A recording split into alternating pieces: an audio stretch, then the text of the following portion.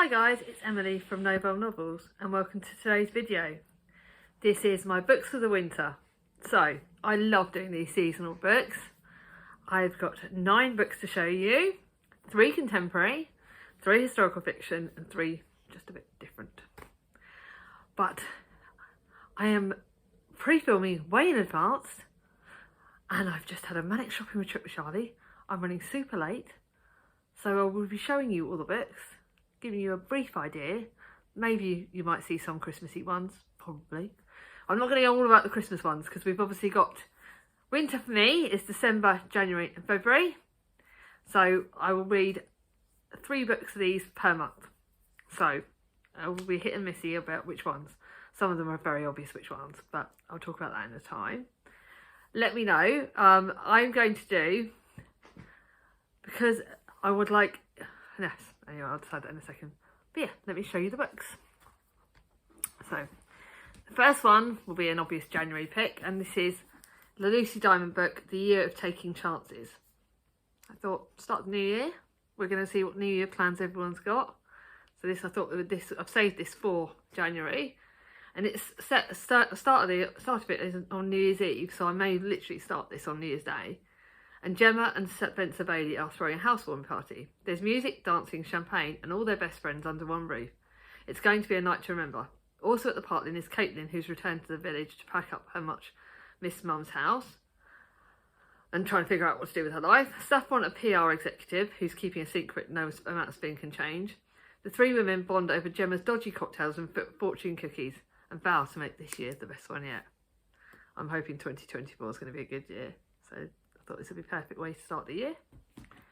Then to an obvious December book, which you would have been able to see on probably on my October book haul. This is That Festive Feeling by Heidi Swain. Yeah, I had to get this. Heidi Swain is literally one of the best authors I've ever spoken to. I speak to her on Instagram, she messages me, she follows me. She is one of my favourite people, and this is the next one in the Nightingale Square series. And this is about Holly, who has a place to herself at this Christmas, house sitting for friends who live on Nightingale Square. I love Nightingale Square. Newly single and unsure about the next steps for her career, she plans to hunker down and make some life decisions.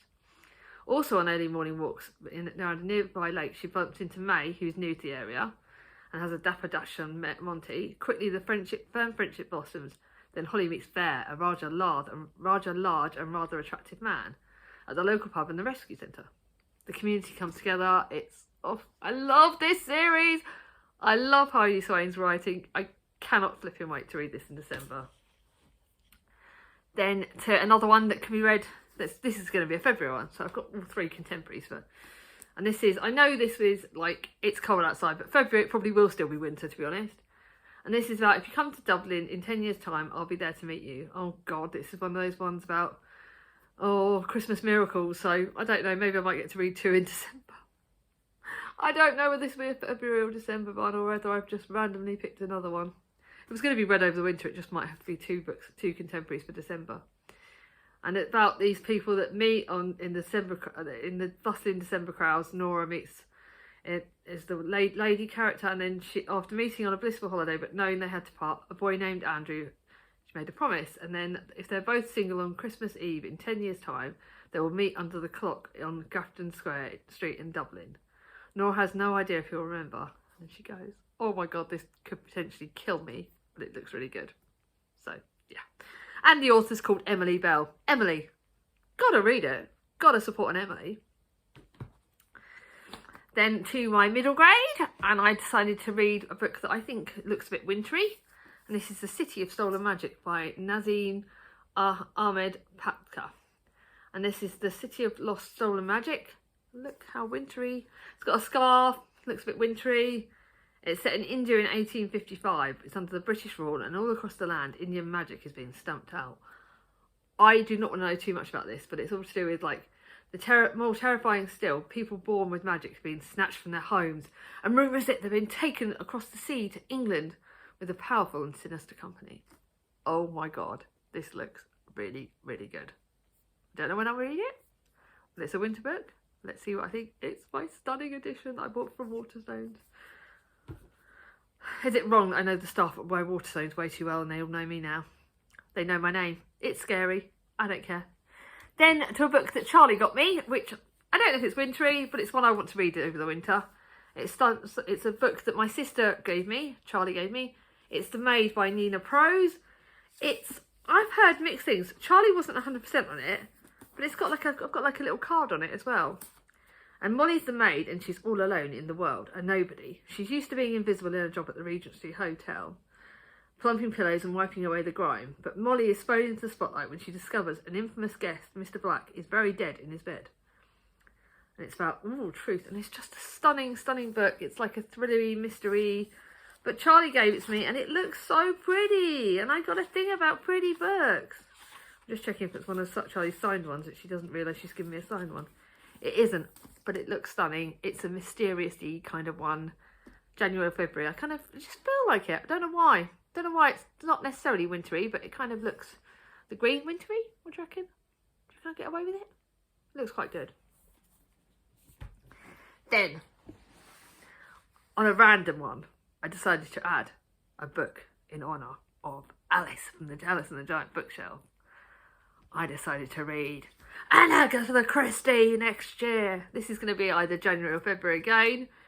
Death on the Nile by Agatha Christie. It's not my most prettiest of editions. I think it's one of her standalones, I'm not sure. No, it's a Poirot. Woo! It's a Poirot. I think this is one that I've been interested in for a while. The tranquility of a cruise along the Nile was shattered by the discovery that Lynette Ridgway has been shot across the head. She was a young, stylish, beautiful, a girl who had everything until she lost her life. Hercule Poirot recalled an earlier outburst by a fellow passenger. I'd like to put my head in that. Like to put my dear little pistol against her head and then press the trigger. I hope I like this. Will it scare me? Will I cope? But it's an Agatha Christie. Why not? Think of her like kind of. Now to my 3 historical fiction. This video is not going to be long, but do you know what? I don't mind. You cannot do the winter without a book by Kristin Hannah, The Great Alone. I've had this on my shelf for a while. I think it's one of the only ones of hers I haven't read, or haven't got. I've read The Nightingale. You know I loved it. It was one of my favourite books. I've read a lot of her books. I want her latest one when it comes out in hardback, and I'm trying not to buy it, but I want it. This book will break me, so it will definitely be safe for next year. Yeah. Oh, God. Actually, this might have to be a December one, actually, because I've just realised these other ones I've got to read in next year. Okay, so this will be for December. A woman has to be as tough as steel to stand up here. You can't count on anyone to save you and your children. You have to be willing to save yourself. 13-year-old Lenny is coming of age in a tumultuous time, caught in the riptide of her parents' passionate, stormy relationship. She dares to hope that Alaska will be a better future for her and her family, and a place to belong. Her mother Cora will do anything and go anywhere for the man she loves, even if it means following him to the unknown. As Lenny grows up in the shadow of her parents' increasingly volatile marriage, she meets Matthew, and Matthew, a thoughtful, kind and brave, makes her believe the possibility of a better life. Will this destroy me? Probably. It's Kristin Hannah. But I love Kristin Hannah's writings. This is not a short one. It's less than 500 pages, but yeah, I love Kristin Hannah. To me, she screams winter. Then to a book that I've been given. I won it in a giveaway, and I've had it on my shelves for ages. I will be messaging Guy from Guyrathina because we're supposed to be buddy reading it. And something in me stopped me reading it a few times. And this is Elizabeth Gilbert's City of Girls. And yeah, I've thought many things about it. It's set in 1940 New York. The young, glamorous, inseparable. Vivian and Cecilia are chasing trouble at one end of the city to the other, but there's risk at play. What makes it so fun and dangerous? And sometimes the world may feel like it's ending, but for Vivian and Cecilia, it's just the beginning. The City of Girls is about making and breaking. It's one I'm definitely going to be reading in the new year. I need to get off my bum, so that's why I'm putting it on this list. Then lastly, to make this video, is The Gifts by Liv Hyder. This looks wintry, it looks gothic-y. It's set in October in 1840. A young woman staggers alone through a forest in Shropshire to a huge pair of impossible rings rip themselves from her shoulder. Meanwhile, the rumours of a fallen angel are causing a frenzy across London. A surgeon desperate for fame and fortune finds himself in the grip of a dangerous obsession, one that will place the woman he seeks the most in most danger. Gothic-y, wintry, scary. We'll be reading it. So that's a wintry book. And those are the books that I'm going to be reading. Sorry this is a short video, but I thought I'd give you a little glimpse of them, and I'll go into more detail when I decide which month they're all getting read in.